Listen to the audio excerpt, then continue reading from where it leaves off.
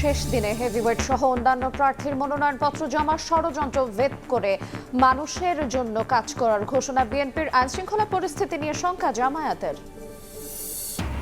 নির্বাচন সুষ্ঠু ও শান্তিপূর্ণ করতে আইনশৃঙ্খলা বাহিনীকে প্রস্তুত থাকার আহ্বান স্বরাষ্ট্র উপদেষ্টার। সীমান্ত দিয়ে অপরাধীদের পালানো ঠেকাতে নজরদারির নির্দেশ।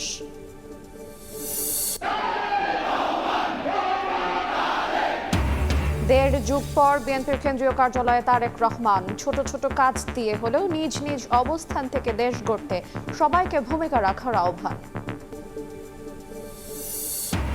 ওসমান হাদী হত্যা দ্রুত বিচার সহ 4 দাবিতে ফের শাহবাগে ইনকিলাব মঞ্চ। উত্তরায় সড়ক অবরোধ করে বিক্ষোভ, বরিশাল ও ব্রাহ্মণবাড়িয়ায় অবস্থান।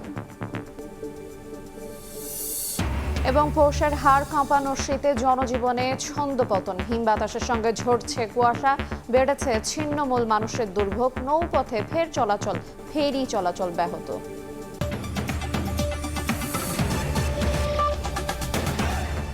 দেখছিলেন শিরোনাম। প্রবাসের সময়ের সঙ্গে আছে আইরিন আয়াত। ত্রয়োদশ জাতীয় নির্বাচনে লড়তে মনোনয়নপত্র জমা দিলেন প্রার্থীরা। শেষ দিনে হেভিওয়েট সহ অনেক প্রার্থী মনোনয়নপত্র জমা দেন। ঢাকা 17 আসনে তারেক রহমানের পক্ষে ফর্ম জমা দেন দলটির নেতারা। এবার 300 আসনে 2582 জন প্রার্থী মনোনয়ন ফর্ম জমা দিয়েছেন। শেষ হলো ত্রয়োদশ নির্বাচনের মনোনয়নপত্র সংগ্রহ ও জমা দেয়া।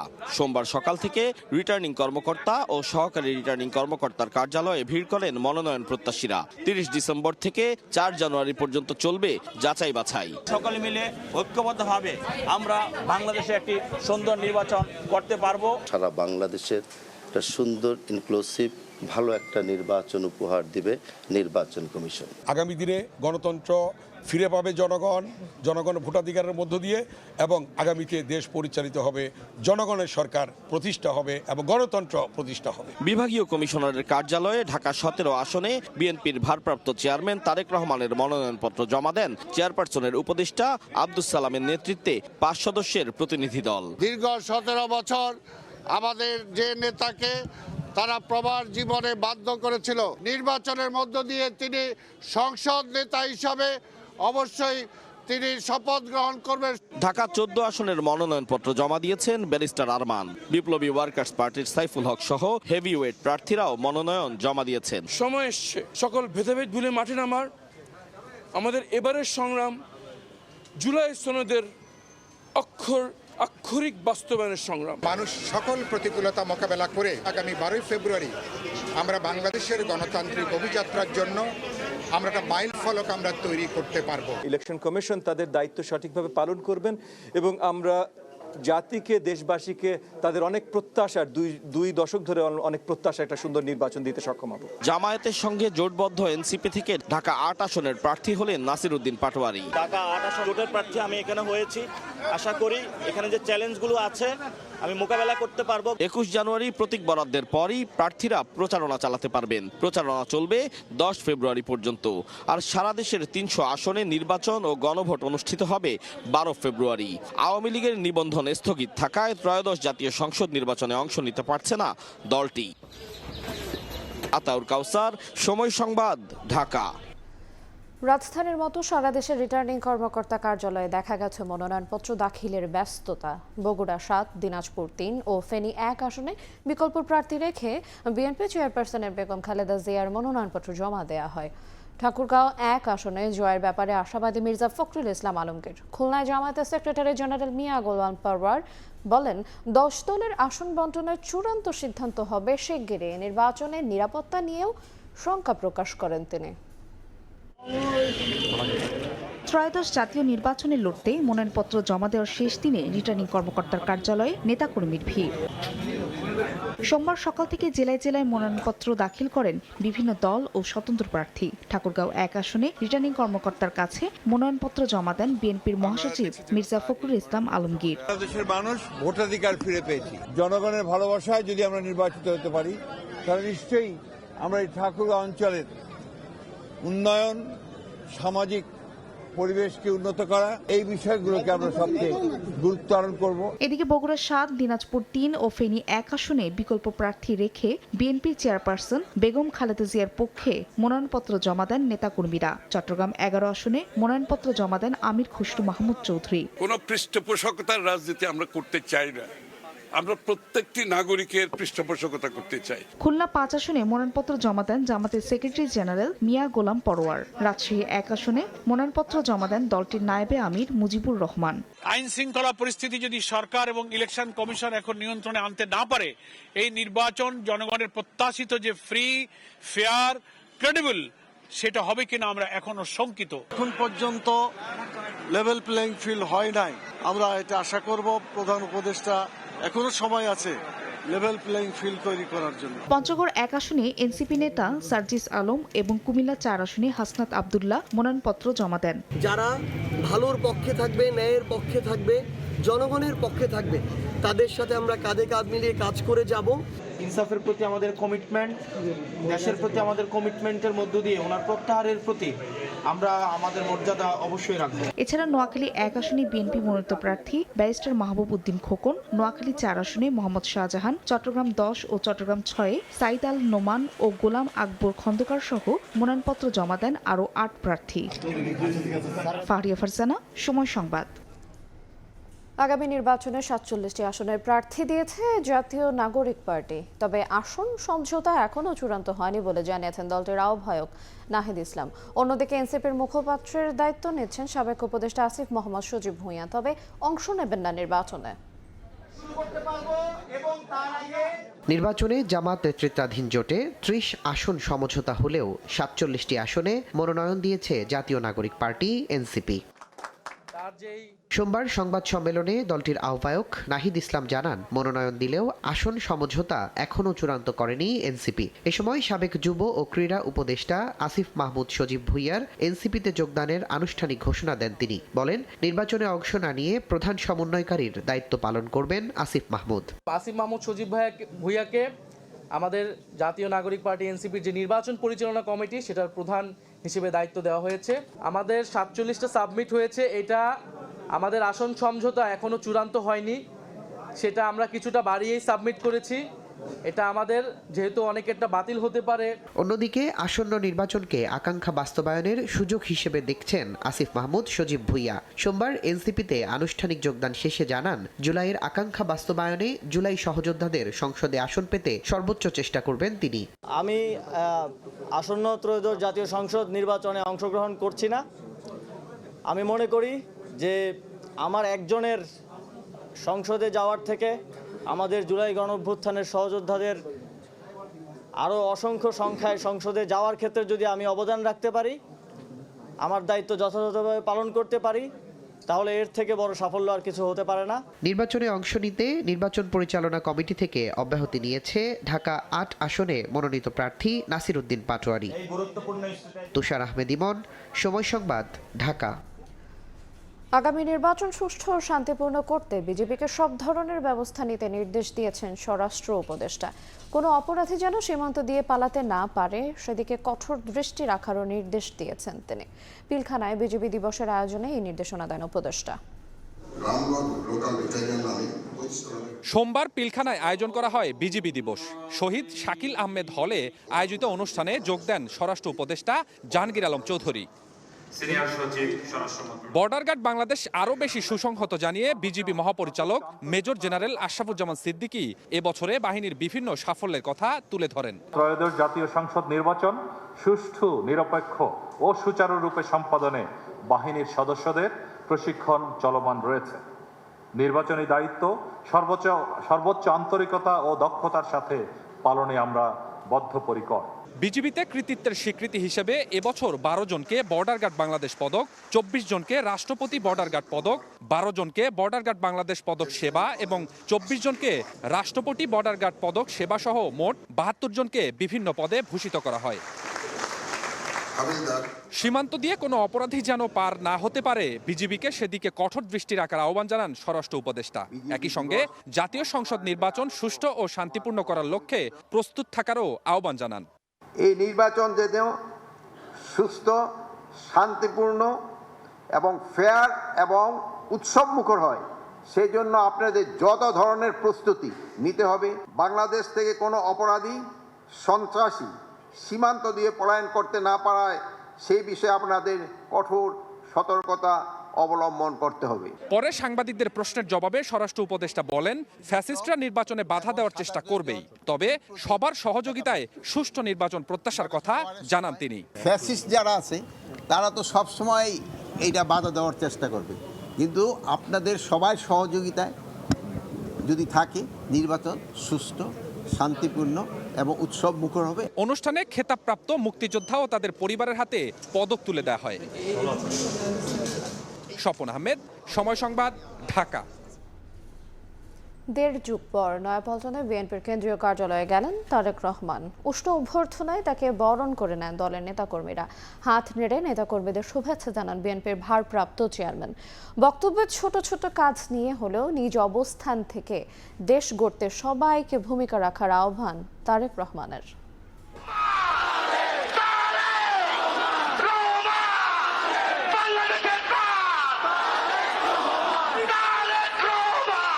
দেড় যুগেরও বেশি সময় পর নয়াপল্টনে বিএনপির কেন্দ্রীয় কার্যালয়ে দলটির ভারপ্রাপ্ত চেয়ারম্যান তারেক রহমান।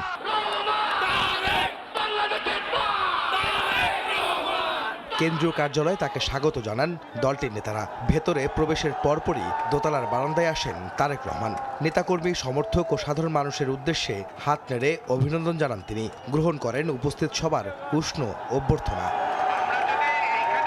নগরীর বিভিন্ন স্থান থেকে আসা নেতাকর্মীরা ভিড় করেন কেন্দ্রীয় কার্যালয় ঘিরে। তাদের উদ্দেশ্যে তারেক রহমান অনুরোধ জানান জনদুর্ভোগ তৈরি না করে প্রধান সড়ক থেকে সবাইকে সরে যেতে।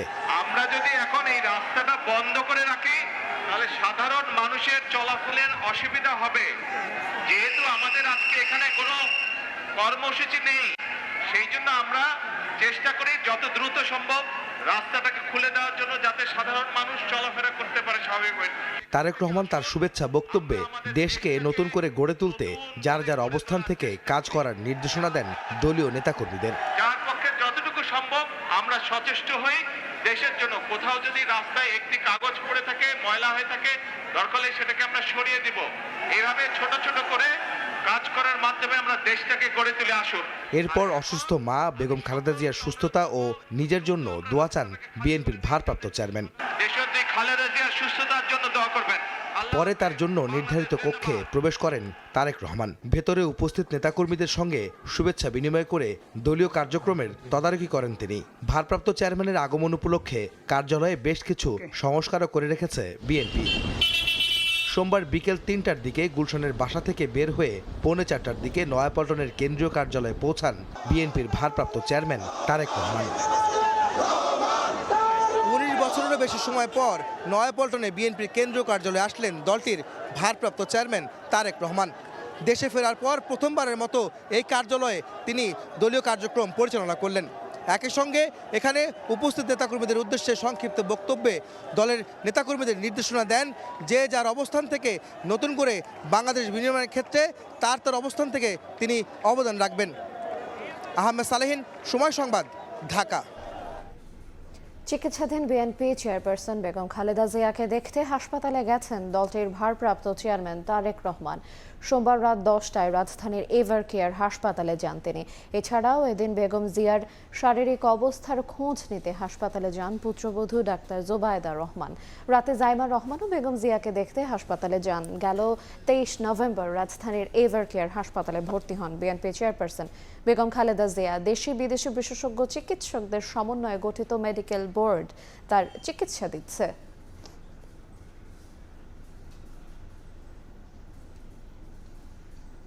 নির্বাচনে কালো টাকার ছড়াছড়ি ঠেকাতে এবং প্রার্থীদের হলফনামায় নজর রাখতে মাঠে নামছে দুদক। এই লক্ষ্যে টাস্ক ফোর্স কমিটি গঠন করেছে সংস্থাটি। পাশাপাশি দুর্নীতিবাজদের ভোট না দিতে চালানো হবে প্রচারণা।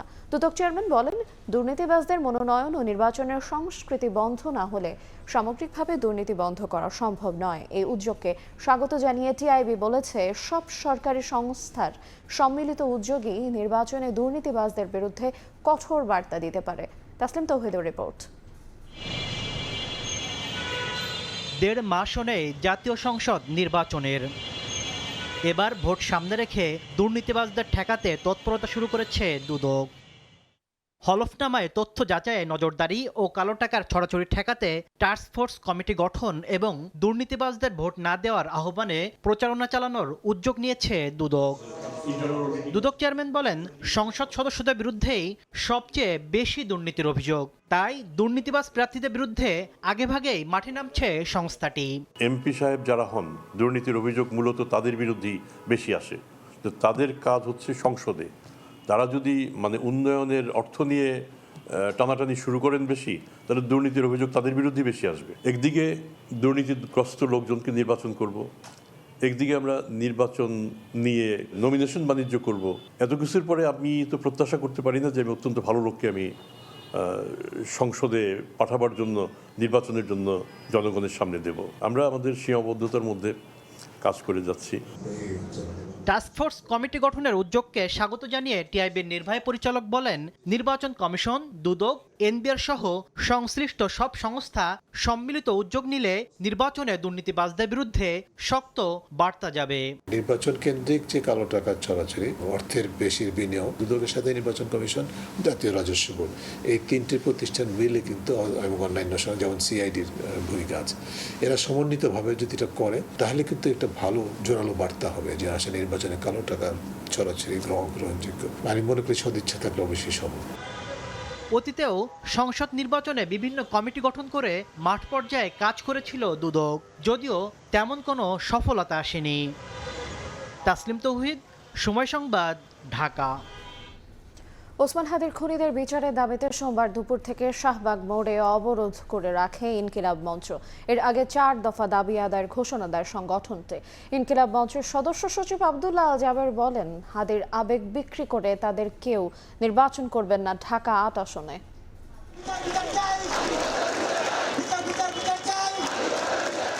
তীব্র শীত ও কুয়াশা উপেক্ষা করে শাহবাগে বিক্ষোভে ইনকিলাব মঞ্চ। শরীফ ওসমান হাদির খুনিদের গ্রেপ্তার ও বিচারের দাবিতে চতুর্থ দিনের মতো অবস্থান করছে তারা। সোমবার দুপুর থেকে বাড়তে থাকে জনস্রোত। শহীদদের রক্তের ওপর প্রতিষ্ঠিত অন্তর্বর্তী সরকারের সময়ে একজন বিপ্লবীর খুনের বিচারের দাবিতে পথে নামাকে দুর্ভাগ্যজনক বলছেন আন্দোলনকারীরা। দাবি আদায় না হওয়া পর্যন্ত আন্দোলন চালিয়ে যাওয়ার ঘোষণা তাদের। যাদের ত্যাগের বিনিময়ে দাঁড়িয়ে সরকার প্রতিষ্ঠিত হইলো, উপদেষ্টারা হইলো, আজকে তারা ঘুমিয়ে আছে সবাই। সরকারের পক্ষ থেকে যে রেসপন্স পেয়েছি সেই রেসপন্সে আমরা স্যাটিসফাইড না। বিচার না পাওয়া পর্যন্ত আমরা রাজপথ ছাড়বো না। শাহবাগ ছাড়াও উত্তরায় গাজীপুরগামী সড়ক অবরোধ করেন ইনকিলাব মঞ্চের নেতাকর্মীরা। হাদি ইস্যু ব্যবহার করে কেউ ক্ষমতায় আসতে চাইলে জনগণ তা রুখে দেবে বলে জানান ইনকিলাব মঞ্চের সদস্য সচিব আব্দুল্লাহ আল জাবের। শহীদ ওসমান হাদিকে কোনোভাবেই কোনো দলের করা যাবে না, তার আদর্শকে কোনো দলের উপর চাপিয়ে দেওয়া যাবে না। শহীদ ওসমান হাদি বাংলাদেশের জনতার, তাকে বাংলাদেশের জনতার হয়েই বাংলাদেশের যারা রাজনীতি করবেন জনগণের সামনে উপস্থাপন করতে হবে। এর আগে খুনিদের বিচার, ভারতীয়দের ওয়ার্ক পারমিট বাতিল সহ 4 দফা দাবিতে আন্দোলনের ঘোষণা দেয় ইনকিলাব মঞ্চ। রাজধানীর পাশাপাশি একই দাবিতে ব্রাহ্মণবাড়িয়া, বরিশালেও হয়েছে বিক্ষোভ। সামদানি প্রত্যয়, সময় সংবাদ, ঢাকা। গুলশান, বনানী ও ক্যান্টনমেন্ট এলাকা নিয়ে ঢাকার 17 সংসদীয় আসন। অভিজাত এলাকা হলেও জলাবদ্ধতা, পানি কিংবা গ্যাস সংকট নিত্যদিনের চিত্র। চরম ভোগান্তিতে থাকা বাসিন্দারা চান স্থায়ী সমাধান। আর গুরুত্বপূর্ণ এই আসনে এবার লড়ছেন বিএনপির ভারপ্রাপ্ত চেয়ারম্যান তারেক রহমান। তার প্রতিদ্বন্দ্বী জামায়াতের ডক্টর এস.এম. খালেদুজ্জামান দিচ্ছেন সমস্যা সমাধানে নানা প্রতিশ্রুতি।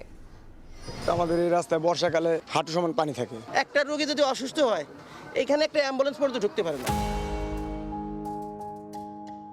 গুলশান, বনানী, ক্যান্টনমেন্ট এলাকা নিয়ে গঠিত ঢাকার 17 আসন। অভিজাত এলাকা হলেও নাগরিক সুবিধা থেকে বঞ্চিত এই এলাকার বাসিন্দারা। এই আসনটিতে রয়েছে ঢাকার দ্বিতীয় বৃহত্তর কড়াইল বস্তি, যেখানে বসবাস অন্তত 12,000 মানুষের। এরপরেই সাততলা বস্তি, যেখানে বসবাস অন্তত 7,000 মানুষের। গ্যাস, সুপেয় পানি সহ অনেক সুবিধা থেকে বঞ্চিত দুটি বস্তির মানুষ। গ্যাস থাকে না, লার্কি দিয়ে পাক করতে হয়। অযোগ্য খাবার পানি, ওইটা খাইলে মানুষ এখন রোগে আক্রান্ত হইতেছে। বৃষ্টি হলেই জলাবদ্ধতার ভোগান্তি, অচল হয়ে পড়ে সড়ক, বিঘ্নিত হয় যান চলাচল। দীর্ঘদিনের সমস্যার স্থায়ী সমাধান না পেয়ে ক্ষুব্ধ এলাকাবাসী। সুন্দরভাবে ড্রেনের ব্যবস্থা হলে আমরা যাতায়াতের জন্য ভালো হয়। একটু বৃষ্টি যদি হয় তাহলে আমাদের ছেলে পেলে যারা স্কুলে যায় তারা স্কুলে যাওয়া কষ্ট হয়ে যায়। এখানে চলাচল করার মতো কোনো পরিস্থিতি নাই সন্ধ্যায় আপনার বর্ষাকালে। গুরুত্বপূর্ণ এই আসনটিতে এবার প্রতিদ্বন্দ্বিতা করবেন বিএনপির ভারপ্রাপ্ত চেয়ারম্যান তারেক রহমান। তার প্রতিপক্ষ জামায়াতে ইসলামের ডক্টর SM খালেদুজ্জামান। সমস্যা সমাধানের আশ্বাস দিচ্ছেন সম্ভাব্য প্রার্থীরা। এই এলাকাটাকে আর্কিটেকচারাল মডেলে স্বল্প আয়ের মধ্যে কীভাবে গঠন করা যায়, যেখানে ফায়ার সার্ভিসের ব্যবস্থা থাকবে, সেখানে সুন্দর স্যানিটেশনের ব্যবস্থা থাকবে, যেখানে ওয়াটারের ব্যবস্থা থাকবে, কিভাবে তাদের ঘরবাড়ি ভালো করা যায়, এই ব্যবস্থাটা আমার একটা প্রায়োরিটি থাকবে। আসনটিতে মোট ভোটার প্রায় ৩.৫ লাখ, নারীর চেয়ে পুরুষ ভোটার ১৭,০০০ বেশি। জনপ্রতিনিধিরা আসেন, জনপ্রতিনিধিরা চলে যান, নির্বাচনের আগে দেন নানান প্রতিশ্রুতি। যদিও ভোটাররা বলছে নির্বাচিত হয়ে গেলে প্রতিশ্রুতির সিংহভাগ অপূর্ণ থেকে যায়। এমন বাস্তবতায় আসন্ন ত্রয়োদশ জাতীয় সংসদ নির্বাচনে ভোটারদের একটাই প্রত্যাশা, নির্বাচিত প্রার্থীরা যেন প্রতিশ্রুতির কথা ভুলে না যান। কামরুল হাসান, সময় সংবাদ, ঢাকা। পিরোজপুরে জমে উঠেছে নির্বাচনী কার্যক্রম। ভোটারদের মন জয় করতে গণসংযোগ, বিভিন্ন সামাজিক অনুষ্ঠানে অংশগ্রহণ ও উঠান বৈঠকে অংশ নিচ্ছেন প্রার্থীরা। ঝুঁকিপূর্ণ ভোট কেন্দ্র চিহ্নিত করে বিশেষ ব্যবস্থা নেওয়ার প্রতিশ্রুতির কথা জানিয়েছে পুলিশ। জিয়াউল হকের পাঠানো তথ্য ও ছবি নিয়ে রিপোর্ট।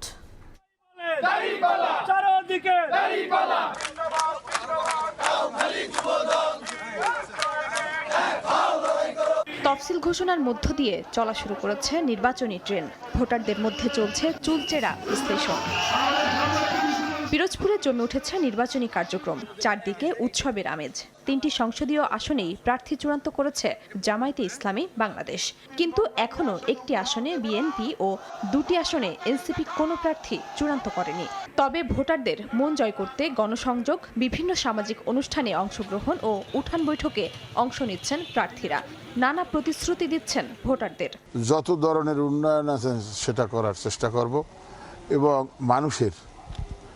সকল মানুষের নিরাপত্তা বিধানে যা কিছু করণীয় সাধ্যমতো আমি সেটা করবো ইনশাল্লাহ। সন্ত্রাস আছে, মাদক আছে, তারপরে চাঁদাবাজি আছে, ইফতিজি আছে, এইগুলি মুক্ত করব। একদম প্রথম 1 বছরের মধ্যেই আমরা প্রথমে অ্যাকশনে যাব। কৃষি ভিত্তিক এবং মৎস্যজীবী ভিত্তিক আমাদের এই জেলা। আমি কৃষির উপরও জোরদার ভূমিকা রাখব। পিরোজপুরকে অর্থনৈতিক অঞ্চল হিসেবে ঘোষণা করে এখানে ক্ষুদ্র এবং মাঝারি শিল্প প্রতিষ্ঠার মাধ্যমে আমরা ব্যাপক কর্মসংস্থান সৃষ্টি করতে চাই এবং মানুষের আর্থসামাজিক উন্নয়ন করতে চাই। এদিকে নির্বাচন নিয়ে নানা হিসেব নিকেশ ভোটারদের মধ্যে। বিগত দিনের নির্বাচনে দেখেছি আমরা যাদেরকে ভোট দিয়ে নির্বাচিত করেছি তাদের কাছে আমাদের যে চাওয়া পাওয়া, যে আশা ভরসা ছিল, আমরা তার কিঞ্চিত পরিমাণ সুফল আমরা ভোগ করতে পারি নাই। আমরা তেমন একজন মানুষকে চাই যিনি সাহসী এবং মানুষের জন্য করতে পারবেন। প্রত্যাশা থাকবে এলাকার উন্নয়ন, নারী নির্যাতনের বিচারগুলো সঠিকভাবে হওয়া। আমরা চাই যেন ভার্সিটিটা পূর্ণাঙ্গ রূপ লাভ করে, বিসিকটা যেন পিরোজপুরের মানুষ বিসিকটা যেন পায়। আমরা দেখি কথায় কাজে তাদের মিল থাকে না, এটা যেন না হয়, এটাই আমাদের প্রত্যাশা। গুরুত্বপূর্ণ ও ঝুঁকিপূর্ণ ভোট কেন্দ্র চিহ্নিত করে বিশেষ ব্যবস্থা নেওয়ার প্রস্তুতির কথা জানায় পুলিশ। ত্রয়োদশ জাতীয় সংসদ নির্বাচন আমরা সুষ্ঠুভাবে সম্পাদনের লক্ষ্যে যা যা করা দরকার জেলা পুলিশ পিরোজপুর সেই পদক্ষেপ গ্রহণ করেছে। জেলা নির্বাচন অফিসের তথ্য মতে পিরোজপুরে মোট ভোটার 10,29,239 জন। সময় সংবাদ, পিরোজপুর। ময়মনসিংহের রেলপথের 20 ফুট অংশ খুলে ফেলেছে দুর্বৃত্তরা। এতে অগ্নিবীণা এক্সপ্রেসের 2টি বগি লাইনচ্যুত হয়, তবে কোনো হতাহতের খবর পাওয়া যায়নি। প্রায় 12 ঘন্টা পর ঢাকার সঙ্গে ট্রেন চলাচল স্বাভাবিক হয়। তারাকান্দি থেকে ঢাকার দিকে যাচ্ছিল অগ্নিবীণা এক্সপ্রেস। সোমবার ভোর 5:10 দিকে গফরগাঁও রেল স্টেশনের কাছে শালটিয়া মাঠখোলা এলাকায় লাইনচ্যুত হয় ট্রেনটি। হতাহতের ঘটনা না ঘটলেও যাত্রীদের মাঝে আতঙ্ক দেখা দেয়। পরে তাদের বাসে তুলে দেয়া হয়। দুর্ঘটনাস্থলে রেললাইনের 2 পাশের প্রায় 20 ফুট অংশের নাট বল্টু খুলে রাখা হয়েছিল আগেই। এতে লাইনচ্যুত হয় ইঞ্জিন সহ 2টি বগি। ঘটনাটিকে পরিকল্পিত নাশকতা বলে মনে করছেন অনেকেই। হঠাৎ করে একটা শব্দ মানে হইতে আইসা দেখি যে রাস্তা থেকে ট্রেনটা আর কি বঞ্চিত নিচে পড়ে গেছে। গত শনিবার একটি দলের প্রার্থী পরিবর্তনের দাবিতে আন্দোলনের সময় রেল লাইনে আগুন দেওয়ার ঘটনা ঘটে। রেল লাইন খুলে ফেলা সেই ঘটনার অংশ কিনা সেই প্রশ্ন আসছে সামনে। ঘটনার পরই ঢাকা ময়মনসিংহ রুটে রেল যোগাযোগ বন্ধ হয়ে যায়। বেলা 11টার দিকে ঢাকা থেকে উদ্ধারকারী রিলিফ ট্রেন ঘটনাস্থলে গিয়ে লাইনচ্যুত বগি উদ্ধারে কাজ শুরু করে। প্রায় 12 ঘন্টা পর স্বাভাবিক হয় ট্রেন চলাচল। ঘটনা তদন্তে গঠন করা হয়েছে কমিটি। 5 সদস্য বিশিষ্ট একটি কমিটি গঠন করা হয়েছে। ট্রেন লাইনচ্যুত হওয়ার ঘটনায় 5টি ট্রেনের যাত্রা বাতিল করা হয়। ওবায়দুল হক, সময় সংবাদ, ময়মনসিংহ। নেত্রকোনায় নিখোঁজের একদিন পর ধান খেতে মিলল স্কুল ছাত্রের গলা কাটা লাশ। পুলিশ জানায় সোমবার সকালে মদন উপজেলার মাঘান ইউনিয়ন পরিষদের ভূমি অফিসের সামনে গলা কাটা লাশ দেখতে পান কৃষকরা। পরে স্বজনরা তার পরিচয় শাওন ভূঁইয়া নিশ্চিত করেন। ঘটনাস্থল থেকে মরদেহ উদ্ধার করে সদর হাসপাতালের মর্গে পাঠায় পুলিশ।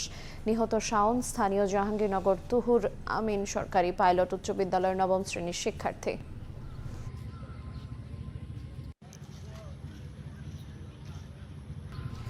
পৌষের শীতে জেঁকে বসেছে রাজধানীতেও। সূর্য দেখা না দেয়ায় কমেছে তাপমাত্রা, বেড়েছে কুয়াশা ও ঠান্ডা বাতাসের দাপট। শীতের তীব্রতা বাড়ায় দুর্ভোগ বেড়েছে কাজের জন্য বাইরে বের হওয়া নগরবাসীর। ঠান্ডার প্রভাব পড়ছে দৈনন্দিন জীবনযাত্রায়ও। পৌষের শুরুতে তেমন বোঝা না গেলেও মাসের মাঝামাঝি এসে ঝেঁকে বসেছে শীত। এখন প্রকোপ টের পাচ্ছেন রাজধানীবাসীও। রোববার উঁকি দিলেও সোমবার মুখে দেখায়নি সূর্য। তাপমাত্রাও নেমে এসেছে 13 ডিগ্রিতে। কুয়াশার সঙ্গে বাতাস বাড়িয়ে দিচ্ছে শীতের অনুভূতি। অনেক শীত, এই শীতের কারণে হাত পা বাইর করতে পারি না এবং কাজ কাম করতেও পারি না। শিশির মতন রাত্রে কুয়াশা পড়ছে। কাজে বেরোনোর নগরবাসীর চ্যালেঞ্জ বাড়িয়েছে শীত।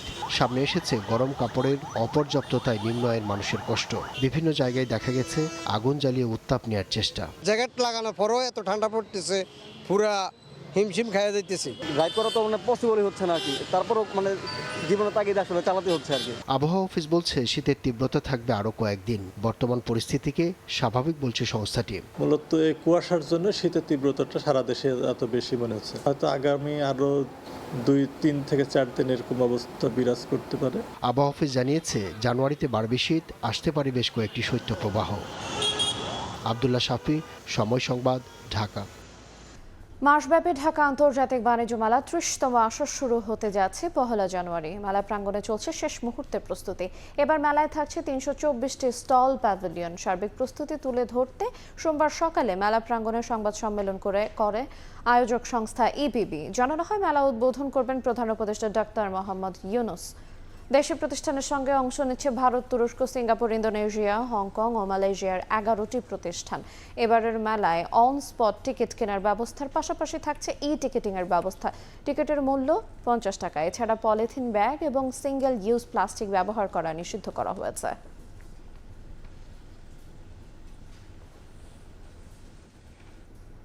বাজারে দিন দিন বড় ব্রয়লার মুরগির চাহিদা বাড়ছে। ওজন 2 কেজির বেশি হলে মাংস 10% বেশির পাশাপাশি খামারিদের লাভের সুযোগ বাড়ে, এমন দাবি পোলট্রি খাতের শীর্ষ সংগঠন বিপিআইসিসির। এই অবস্থায় অন্তত 35 দিন পর্যন্ত ব্রয়লার পালন করার পরামর্শ প্রাণী সম্পদ অধিদপ্তরের। কামরুল হাসান সবুজের রিপোর্ট। ব্রয়লার মুরগি একটু বড় ওজনেরটা নেই, টেস্টও সাধারণত বেশি হয়ে থাকে বড়গুলো। 2 কেজি বা 2.5 কেজি যেগুলা, ওগুলা কাস্টমারের চাহিদা বেশি। ছোট 1 কেজি আলা যেটা, এটা কমে চলে। কেন বড় ব্রয়লার মুরগি কেনার দিকে ঝুঁকছেন ভোক্তারা, সেই ব্যাখ্যাও রয়েছে তাদের নিত্যদিনের খরচের খাতায়। বড় দেখে কেনার চেষ্টা করি যাতে মাংসটা একটু বেশি পাওয়া যায়। আমাদের কাছে ভালো লাগে, আর যার যার চয়েস এটা। এখাতের শীর্ষ সংগঠন বিপিআইসিসির দাবি, 1 কেজি ওজনের ব্রয়লারে যে পরিমাণ খাবার উপযোগী মাংস পাওয়া যায়, ওজন 2 কেজি বা এর বেশি হলে মাংস মেলে 5 থেকে 10% বেশি। 1 কেজি যদি মাংস মুরগির ওজন হয় তাহলে কিন্তু সে পাবে নারী ভুঁড়ি, তার ইন্টারনাল অর্গান যেগুলো আমাদের খাওয়ার উপযুক্ত না, সেইটা 40%। আর এই মুরগির ওজন যদি 2 কিলো প্লাস হয় তাহলে তার অর্গানের ওজন হয়ে যাবে 30%, মিট হয়ে যাবে 70%। বেশি ওজনের ব্রয়লার এবারের স্বাদ ও পুষ্টিগুণ বলছেন পোল্ট্রি খাত বিশেষজ্ঞরা। আমরা যদি বেশি ওজনের ব্রয়লার পালি, মায়োগ্লোবিন যোগ হয়, কানেকটিভ টিস্যু ডেভেলপ করে, এবং এগুলো কিন্তু আপনার ফ্লেভার এবং কালার দুটোতে কিন্তু ভূমিকা রাখে। দেশে একটা সময় কেজি ওজনের ব্রয়লারই বেশি বিক্রি হতো, বর্তমানে কিছুটা বাড়লেও 2 কেজি পার হচ্ছে কমই। এই অবস্থায় লাভজনক বিবেচনায় অন্তত 35 দিন ব্রয়লার পালনে খামারিদের পরামর্শ দিচ্ছে প্রাণী সম্পদ অধিদপ্তর।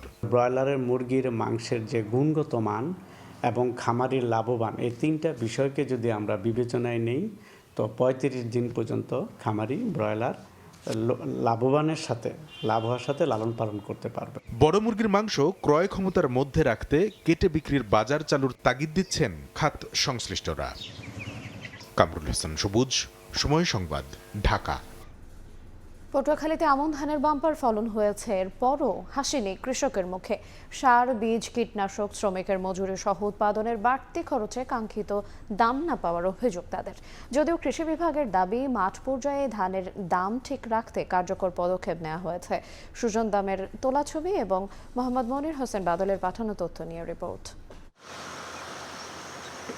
সোনালী ফসলে ভরা মাঠ, দল বেঁধে ধান কাটেন কৃষকরা, এরপর মাড়াই করে নেওয়া হয় হাটে। চলতি মৌসুমে ধানের ভালো ফলন হওয়ায় উচ্ছ্বসিত কৃষকরা, কিন্তু হাটে গিয়ে ধান বিক্রি করতে মলিন তাদের মুখ।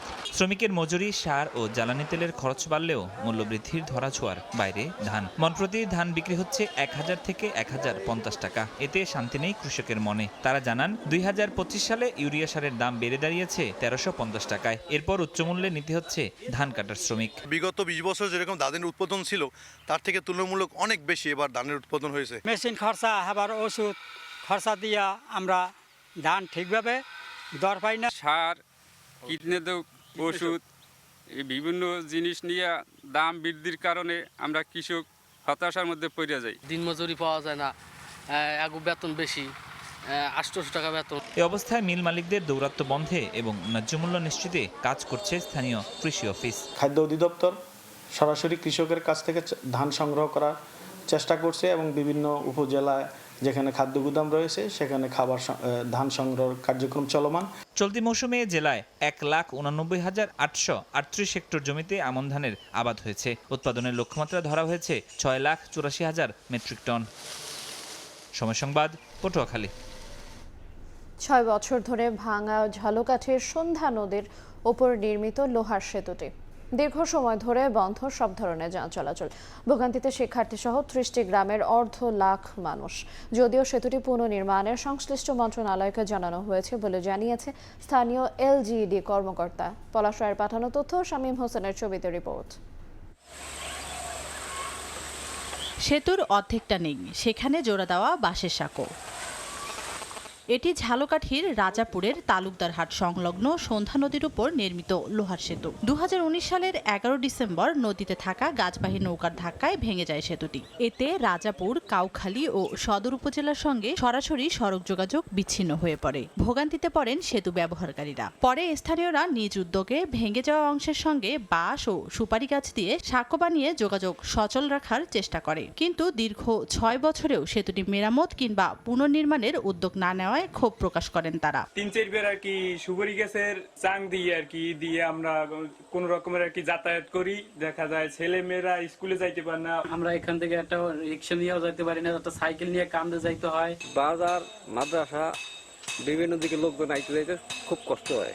তবে সংশ্লিষ্ট মন্ত্রণালয়ে প্রকল্প প্রস্তাবনা দেওয়া হয়েছে। অনুমোদন পেলেই সেতুটি পুনর্নির্মাণে ব্যবস্থা নেওয়া হবে বলে জানান এলজিডি কর্মকর্তা। এই ব্রিজটি দ্রুত বাস্তবায়নের জন্য আমরা ডিপিপিতে প্রস্তাব করছি। যদি ডিপিপিতে অন্তর্ভুক্ত হয় তাহলে এটি দ্রুত বাস্তবায়ন করা যাবে।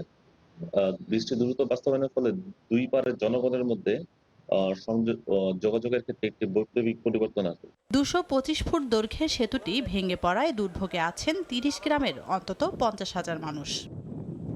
সময় সংবাদ, ঝালকাঠি।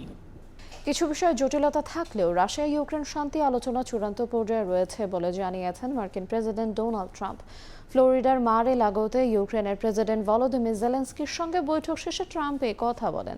বৈঠকের আগে রুশ প্রেসিডেন্ট ভ্লাদিমির পুতিনের সঙ্গে টেলিফোনে কথা বলেন মার্কিন প্রেসিডেন্ট। ফোনালাপকে অত্যন্ত ফলপ্রসূ উল্লেখ করে ট্রাম্প জানান, যুদ্ধবন্ধে আন্তরিক রাশিয়া। আর মস্কো বলছে, দুই নেতা অস্থায়ী যুদ্ধবিরতির বদলে স্থায়ী শান্তি চুক্তির পক্ষে একমত হয়েছেন। রাশিয়া ইউক্রেন যুদ্ধ বন্ধে স্থানীয় সময় রোববার যুক্তরাষ্ট্রের ফ্লোরিডার মারে লাগো রিসোর্টে ইউক্রেনের প্রেসিডেন্ট ভলোদিমির জেলেনস্কির সঙ্গে বৈঠক করেন মার্কিন প্রেসিডেন্ট ডোনাল্ড ট্রাম্প। বৈঠকের পর সাংবাদিকদের ব্রিফিংয়ে ট্রাম্প জানান, ইউক্রেন যুদ্ধের আলোচনায় উল্লেখযোগ্য অগ্রগতি হয়েছে, তবে ভূখণ্ড ছাড়ার বিষয়টি এখনও অমীমাংসিত রয়ে গেছে। কিয়েভের নিরাপত্তা নিশ্চয়তার বিষয়টি প্রায় শেষ দিকে বলেও জানান মার্কিন প্রেসিডেন্ট। এ সময় জেলেনস্কি বলেন, ট্রাম্পের 20 দফা শান্তি পরিকল্পনা ইস্যুতে বেশিরভাগ বিষয়ে একমত হয়েছে দুই পক্ষ। পরে টেলিগ্রামে দেয়া এক বিবৃতিতে এ বিষয়ে আগামী সপ্তাহে আবারও মার্কিন ও ইউক্রেনীয় প্রতিনিধিদের বৈঠক হবে বলেও উল্লেখ করেন তিনি। জেলেনস্কির সঙ্গে বৈঠকের আগে রুশ প্রেসিডেন্ট ভ্লাদিমির পুতিনের সঙ্গে টেলিফোনে কথা বলেন মার্কিন প্রেসিডেন্ট। পরে নিজস্ব সামাজিক যোগাযোগ মাধ্যম ট্রুথ সোশ্যালে যুদ্ধবন্ধে রাশিয়া আন্তরিক উল্লেখ করে পুতিনের সঙ্গে তার ফোনালাপ অত্যন্ত ফলপ্রসূ ছিল বলে দাবি করেন ট্রাম্প। আর মস্কো জানায়, দুই নেতা অস্থায়ী যুদ্ধবিরতির বদলে স্থায়ী শান্তি চুক্তির পক্ষে একমত হয়েছেন। যুদ্ধবন্ধের আলোচনায় অগ্রগতির মধ্যেই অব্যাহত রয়েছে পাল্টাপাল্টি হামলা। রোববার ইউক্রেনের জ্বালানি স্থাপনা লক্ষ্য করে হামলা চালায় রুশ বাহিনী। এ সময় দোনেৎস্ক ও জাপোরিজ্জিয়া অঞ্চলে আরও 6টি বসতি দখলে নেয়ার দাবি করে মস্কো। জবাবে তেল শোধনাগার সহ রাশিয়ার বিভিন্ন স্থাপনা লক্ষ্য করে পাল্টা হামলা চালায় ইউক্রেনীয় বাহিনী। নাসরিন রুমি, সময় সংবাদ। শহীদ ওসমান হাদির হত্যাকারীদের দ্রুত গ্রেফতার ও বিচারের দাবিতে বিক্ষোভ সমাবেশ করেছেন দক্ষিণ কোরিয়ার প্রবাসী বাংলাদেশিরা। বৈরী আবহাওয়া উপেক্ষা করে বিক্ষোভে অংশ নেন শতাধিক প্রবাসী। দ্রুত সবার মধ্যে বিচার নিশ্চিত না হলে রেমিটেন্স শাটডাউনের হুঁশিয়ারি দেন তারা। দক্ষিণ কোরিয়া থেকে মোহাম্মদ হানিফের রিপোর্ট। শহীদ ওসমান হাদির বলে যাওয়া উক্তিগুলো দিয়ে প্লেকার্ড হাতে নিয়ে বিক্ষোভ করেন দক্ষিণ কোরিয়ার প্রবাসী বাংলাদেশিরা। তাদের একটাই দাবি, হাদি হত্যার বিচার নিশ্চিত করা। তীব্র শীত উপেক্ষা করে রোববার দেশটির আনসান সিটিতে আয়োজিত বিক্ষোভে স্লোগানে স্লোগানে বিচারের দাবি তুলেন শতাধিক প্রবাসী বাংলাদেশি। দক্ষিণ কোরিয়া প্রবাসী ঐক্য পরিষদের আয়োজনে এই বিক্ষোভে শহীদ ওসমান হাদির হত্যাকারীদের গ্রেপ্তার ও দ্রুত বিচারের দাবি জানানো হয়। অন্যথায় রেমিটেন্স শাটডাউনের হুঁশিয়ারি দেন কোরিয়া প্রবাসী বাংলাদেশিরা। আমরা ইন্ডিয়ান গভর্নমেন্টকে দ্ব্যর্থহীন ভাষায় বলতে চাই, হাদি হত্যাকাণ্ডের বিচারের দাবি শুধুমাত্র এখন বাংলাদেশের দাবি না, এটা এখন সারা পৃথিবীর প্রবাসীদের দাবি হয়ে উঠছে। হাদির খুনিরা গ্রেফতার না হওয়া মানে রাষ্ট্রের অস্তিত্ব না থাকা। এর মধ্যে দিয়ে আমরা বুঝতে পারি রাষ্ট্রযন্ত্র কাজ করতেছে না। বিচারকে বিলম্বিত করা মানে হচ্ছে বিচারকে অস্বীকার করা, অপরাধীদেরকে অপরাধ করতে আরো সাহস দেওয়া। যদি হত্যাকাণ্ড যদি বিচার সঠিক না হওয়া পর্যন্ত আমরা রেমিটেন্স শাটডাউন করে দেব। বিক্ষোভ সমাবেশে বাংলাদেশের হাদি হত্যার বিচারের সংহতি জানান স্থানীয় কোরীয়রাও। বাংলাদেশের সুন্দর গণতন্ত্রের জন্য ছাত্ররা লড়াই করে যাচ্ছেন। এমন সময় সম্প্রতি ঘটে যাওয়া হাদি হত্যার ঘটনা খুবই দুঃখজনক। আমরাও এই হত্যার বিচার চাই। সমাবেশে ওসমান হাদির আত্মার মাগফিরাত কামনায় দোয়া ও মুনাজাত করা হয়। একই সঙ্গে তার পরিবারের প্রতি গভীর সমবেদনা জানান বক্তারা। ওসমান হাদির হত্যার সঠিক তদন্ত ও বিচার নিশ্চিত না হলে আন্তর্জাতিক মানবাধিকার সংগঠনের কাছে বিষয়টি তুলে ধরার কথা জানান প্রবাসী বাংলাদেশিরা। দক্ষিণ কোরিয়া থেকে মোহাম্মদ হানিফ, সময় সংবাদ। ইটালির পাদোভা শহরে সম্পূর্ণ হলো টানা 3 দিনব্যাপী ভ্রাম্যমাণ দূতাবাস সার্ভিস। এতে হাতের নাগালে পাদোভা প্রদেশ এবং আশেপাশের বিভিন্ন শহর থেকে প্রায় 3000 প্রবাসী বাংলাদেশি সেবা গ্রহণ করেন। ছুটির দিনে অতিরিক্ত ভিড় থাকলেও সেবা পেয়ে খুশি প্রবাসী বাংলাদেশিরা। ইটালি থেকে মাকসুদ রহমানের পাঠানো তথ্য এবং ছবিতে ডেস্ক রিপোর্ট। দূতাবাস সার্ভিস হাতের নাগালে নিয়ে আসতে কাজ করে যাচ্ছেন ইতালির Milan Bangladesh consulate general office. Milan থেকে প্রায় 250 কিলোমিটার দূরে অবস্থিত ইতালির চিকিৎসা নগরী পাদোভা প্রদেশ এবং আশেপাশের শহরে বসবাস করেন প্রায় 60,000-এর বেশি প্রবাসী বাংলাদেশি। টানা 3 দিন পাদোভা অস্থায়ী ক্যাম্পে 2000-এর বেশি প্রবাসী বাংলাদেশি দূতাবাস সেবা গ্রহণ করেছেন। এর বাইরেও অসংখ্য প্রবাসী গ্রহণ করেছেন তথ্য ও পরামর্শ, পাসপোর্ট গ্রহণ, নতুন পাসপোর্টের আবেদন, fingerprint, no visa required service সহ নানা সেবা হাতের নাগালে পেয়ে খুশি প্রবাসী বাংলাদেশিরা। ক্রিসমাস উপলক্ষে বন্ধ চলছে, এই বন্ধের কারণে ভিড় অনেকখানি বেশি ছিল। তো যে কারণে আমাদের এই ক্যাম্পের সময়টা 3 দিন আমরা রেখেছি। তারা অনেক কষ্ট করেছেন। পাশাপাশি পাদুবার যারা আমাদের নেতৃত্বস্থানীয় আছেন, যা ভলেন্টিয়ার ভাইরা বা আমরা যারা সার্বিক সহযোগিতা করেছি, অগাধ পরিশ্রম করে আমাদের এই সার্ভিসগুলো দিয়েছেন। আমি আশা করব আগামীতে এর দ্বারা অব্যাহত থাকবে। পাদোভা থেকে প্রায় 250 কিলোমিটার দূরে অবস্থিত Milan Bangladesh consulate general office. দূতাবাস সেবা গ্রহণ করতে প্রবাসীদের কাজের জায়গা থেকে নিতে হয় ছুটি, সেই সঙ্গে দীর্ঘ ভ্রমণের পাশাপাশি বাড়তি খরচে হয় বলে জানান সেবা প্রত্যাশীরা। ইতালিতে বৈধ ও অবৈধ প্রায় 3 লাখ প্রবাসী বাংলাদেশি বসবাস করেন। ইউরোপে যুক্তরাজ্যের পর সবচেয়ে বেশি বাংলাদেশি অধ্যুষিত দেশ ইতালি। উত্তর ইতালিতে প্রবাসীদের দূতাবাস সার্ভিস প্রদান করেন মিলান কনসুলেট জেনারেল অফিস। সময় সংবাদ, ইতালি। বিপিএল এবং লিগের বাইরে থাকা ক্রিকেটারদের নিয়ে সোনার বাংলা প্যাথওয়ে নামে নতুন একটি টি-20 টুর্নামেন্ট আয়োজনের সিদ্ধান্ত নিয়েছে বিসিবি। সংবাদ বিজ্ঞপ্তি দিয়ে বিষয়টি নিশ্চিত করেছে ক্রিকেট বোর্ড। 2026 জানুয়ারির প্রথম সপ্তাহ থেকে শুরু হবে এই টুর্নামেন্ট। ম্যাচগুলো অনুষ্ঠিত হবে বগুড়া এবং রাজশাহীর দুটি ভেন্যুতে। সম্ভাব্য দল হতে পারে 6 থেকে 8টি। মোটামুটি ভালো খেলার পরও অনেক ক্রিকেটারের সুযোগ হয় না বিপিএলে। এছাড়াও অনেকেই বঞ্চিত হন লিগ থেকে। তাদের খেলার সুযোগ করে দিতেই এই সিদ্ধান্ত বিসিবির। দুটি ক্যাটাগরিতে ক্রিকেটারদের বিভক্ত করেছে বোর্ড। 2025-26 বিপিএলে অকশনে থেকেও যারা দল পাননি তাদের রাখা হয়েছে ক্যাটাগরি 1-এ, আর দ্বিতীয় ক্যাটাগরিতে থাকবেন ঢাকা প্রথম বিভাগ ক্রিকেট লিগে নিবন্ধিত হয়েও যারা খেলার সুযোগ পাননি। ক্রিকেটারদের সমস্ত পারিশ্রমিক টুর্নামেন্টের ব্যয় বহন করবে বিসিবি। সোনার বাংলা প্যাথওয়ে টি-20-র দায়িত্বে থাকবেন ফারুক আহমেদ।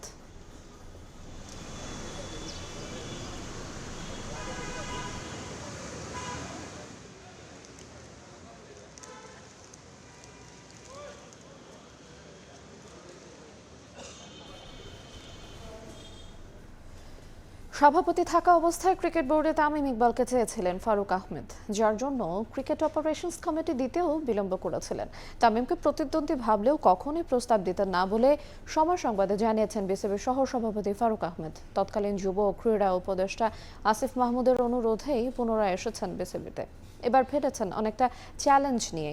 ফারুক আহমেদের সাক্ষাৎকারের আজ দ্বিতীয় পর্ব থাকছে। ফারুক ভাই, আমরা দেখেছি আপনি অনেকে বলে যে আপনি তামিম ইকবালকে ক্রিকেট বোর্ডে চেয়েছিলেন অ্যাজ এ ডিরেক্টর, ক্রিকেট বোর্ডে কাজ করুক, এটা কতটুকু সত্যতা আছে? শতকরা 100% সত্যি।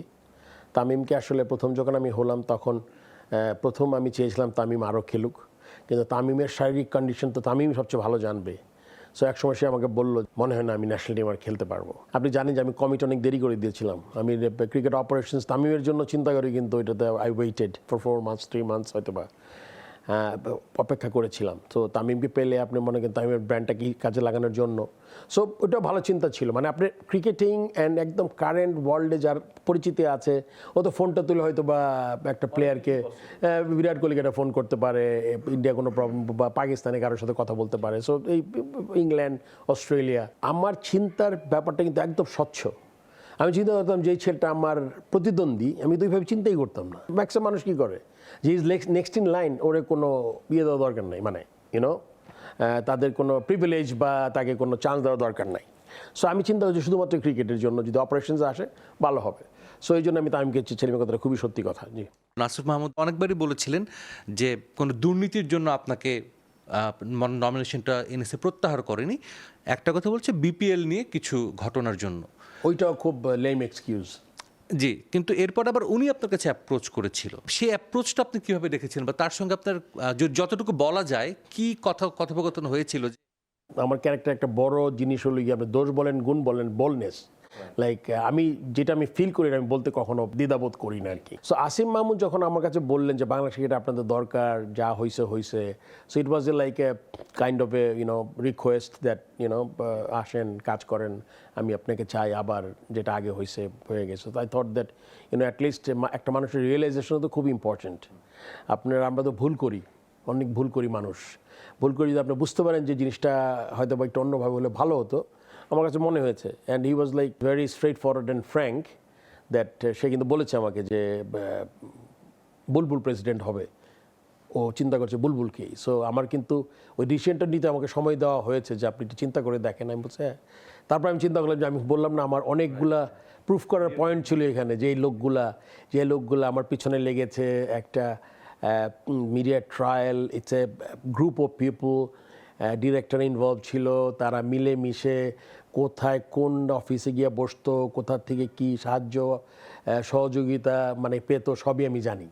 সো তার মনে করলাম যে দেখি এটা যদি একটা চ্যালেঞ্জ হয় ওয়াই নট, কারণ আমার জন্য যখনই জিনিসটা একদম আমি আজকে ক্রিকেট বোর্ডে না থাকলে আমি শেষ, যেটা অনেকের জন্য হয়তো ব্যাপারটা এরকম, কিন্তু আমার জন্য তো না। গত বিপিএল চলাকালীন আমি জানি না আপনার মনে আছে কিনা, আমরা কভার করেছিলাম একজনের বক্তব্য।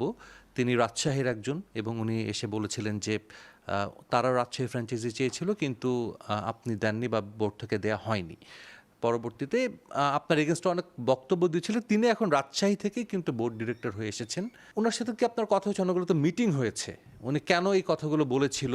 আসলে আমি বললাম না এজেন্ডা ভিত্তিক হয়তো মানুষের জীবনে, সো আমি খুব I don't look back too much, because সে যেই কথাগুলো বলেছে, আপনি এবারও তো টিম 12টা বোধহয় অ্যাপ্লিকেশন পড়েছিল বা 10টা, সবাই কিন্তু পায় না, 6টা টিম হয়েছে, তারপর ওদের কেউ খুঁজে এনেছে। সো সে তখন গ্রিভেন্স হয়তো সে এসছে যখন, তখন হয়তো অন্য টিম পয়সা দিয়ে দিয়েছে, পার্টিকুলার সে আমাকে ফোন করে বলে নাই যে আমি ফ্র্যাঞ্চাইজি চাই।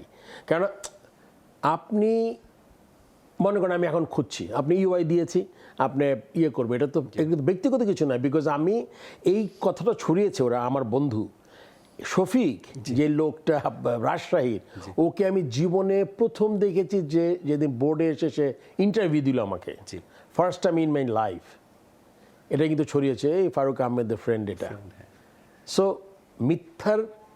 মিথ্যার গতিটা কত দূর আর কতটা মিথ্যা সাজিয়ে এরা কথা বলেছে পুরো আমার টেনিওরটায়, এটা আমি এখন ওখানে লুক ব্যাক আমি দেখি আর কি, যে প্রতিটা ব্যাপারে মিথ্যা ছিল। So it sums up everything, right? আপনি মিথ্যা যদি বলেন, আপনি আর এই সোশ্যাল মিডিয়াটা এমন, আপনি আজকে একটা মিথ্যা কথা ছড়িয়ে দিলেন, আর যাদের বট বাহিনী আছে তারা ছড়াই দিল, তারপরে আপনি 3 দিন পরে আপনি অনেক চেষ্টা করছেন, ড্যামেজ কন্ট্রোল হচ্ছে না। অসংখ্য ধন্যবাদ।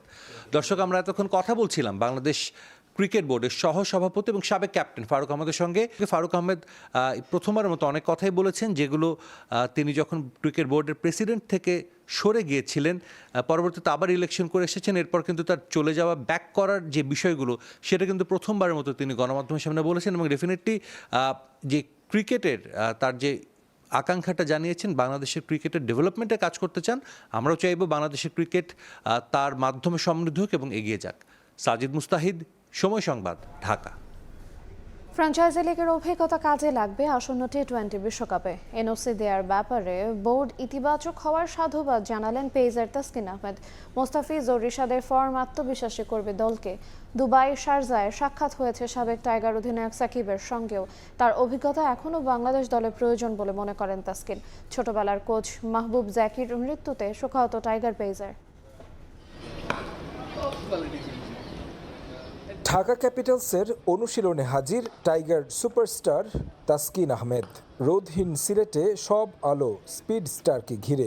তারকাবিহীন বিপিএলে টাইগার পেসারিত মহাতারকা। বাচ্চার অসুস্থতার কারণে ঢাকা ক্যাপিটালসের প্রথম ম্যাচটা মিস করেছেন তাসকিন। মাত্রই এসেছেন আইএল টি-20 খেলে। শারজা ওয়ারিয়র্সের হয়ে 6 ম্যাচে নিয়েছেন 9 উইকেট। প্রথম কোনো বড় ফ্র্যাঞ্চাইজি লিগে খেলার অভিজ্ঞতা নিয়ে এসেছেন। টি-20 বিশ্বকাপের আগে যা বড় নিয়ামক হতে পারে বলে মত তার। এটা ডেফিনেটলি ইন ফিউচারে আমাদের বিপিএল আছে, এটাও খেলার পর ওয়ার্ল্ড কাপটা যখন যাব আমাদের একটা ভালো প্রস্তুতি হচ্ছে আর কি। কালচার ওয়াইজ প্রফেশনালিজম সব কিছু অনেক সুন্দর ছিল এখানে। তো এই জিনিসগুলা থেকে যতটুকুই শিক্ষা গ্রহণ করছি, এটা ইন ফিউচারে আমি শিওর যে বাংলাদেশ টিমেও ইম্প্যাক্ট পড়বে। কিছুটা হলেও 5% ইমপ্রুভমেন্ট আসবে এটা থেকে। রিশাদ বিগ ব্যাশে এখন পর্যন্ত 5 ম্যাচে নিয়েছেন 8 উইকেট। আগের তুলনায় টাইগার লেগির গুগলিটা ভালো হচ্ছে, নজর এড়ায়নি তাসকিনের। আইপিএলে মুস্তাফিজ রেকর্ড মূল্যে দল পাওয়ায় অবাক হননি। তার মানের ক্রিকেটারের আরও চড়া মূল্য হওয়া উচিত বলেও মত তার। রিশাদ মাশাআল্লাহ একটা জিনিস যেটা ভালো লাগলো যে ওর গুগলিটা শার্প হচ্ছে। বিগ ব্যাশে অস্ট্রেলিয়ান কন্ডিশনে ওর বল যে টার্ন করতেছে, ভালো করতেছে। ফিজ মাশাআল্লাহ ওয়ার্ল্ড ক্রিকেটে অনেক প্রুভেন একজন প্লেয়ার। মানে ও যদি 9 কোটির জায়গায় 18 কোটিও পাইতো, এটা অবাক হওয়ার কিছু হইতো না, কারণ ও ডিজার্ভিং। আইএল টি-20তে সাকিবের সঙ্গে দেখা হয়েছে একাধিকবার। কথা হয়েছে শুধু ক্রিকেট নিয়ে। ফিটনেসের চেয়ে সাকিবের অভিজ্ঞতা এখনও বড় দরকার জাতীয় দলে। এছাড়া ফ্র্যাঞ্চাইজি লিগে খেলার ব্যাপারে বিসিবি ইতিবাচক হয় দিলেন সাধুবাদ। একটা সার্টেন টাইমে যে টু বি অনেস্ট সাকিব ভাইয়ের এখন ফিটনেস আর থেকেও বড় জিনিস গেম অ্যাওয়ারনেসটা। যেটা অনেক ইম্প্যাক্ট পড়ে যে কোনো টিমের জন্য, অনেক এক্সপিরিয়েন্স। হ্যাঁ, 400-র উপরে টি-20 ম্যাচ খেলা একজন প্লেয়ার, তো এটা আসলে যে কোনো টিমের জন্যই এটা পজিটিভ সাইড। প্রিয় কোচ মাহবুব আলী জাকির চলে যাওয়া মানতে পারছেন না তাসকিন। এটা খুবই শকিং, কারণ to be honest Zakir sir সেই আন্ডার-15 থেকে আমার অনেক পছন্দের একজন কোচ, এবং শুধু আমার না, অনেক আমাদের লোকাল যতই ফাস্ট বোলাররা আছে সবাই আসলে খুবই পছন্দ করতেন, এবং স্যার ভালো মানুষ ছিলেন। আল্লাহ বেস্ট নসিব করুক। এটা একটা বিগ লস। একদিনের অনুশীলনে ঢাকা ক্যাপিটালসের সঙ্গে মানিয়ে নেয়ার চেষ্টা করছেন তাসকিন আহমেদ। তারেক হাসান শিমুল, সময় সংবাদ, সিলেট। এই পর্যায়ে শীর্ষ সংবাদগুলো জানিয়ে দেব আর একবার। শেষ দিনে হেভিওয়েট সহ অন্যান্য প্রার্থীর মনোনয়নপত্র জমা, ষড়যন্ত্র ভেদ করে মানুষের জন্য কাজ করার ঘোষণা বিএনপির, আইনশৃঙ্খলা পরিস্থিতি নিয়ে শঙ্কা জামায়াতের। নির্বাচন সুষ্ঠু ও শান্তিপূর্ণ করতে আইনশৃঙ্খলা বাহিনীকে প্রস্তুত থাকার আহ্বান স্বরাষ্ট্র উপদেষ্টার, সীমান্ত দিয়ে অপরাধীদের পালানো ঠেকাতে নজরদারির নির্দেশ।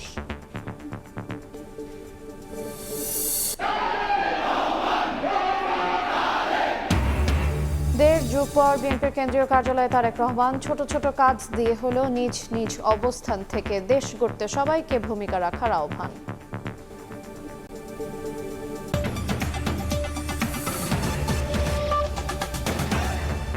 এই ছিল প্রবাসের সময়, সঙ্গে থাকুন সময়ের।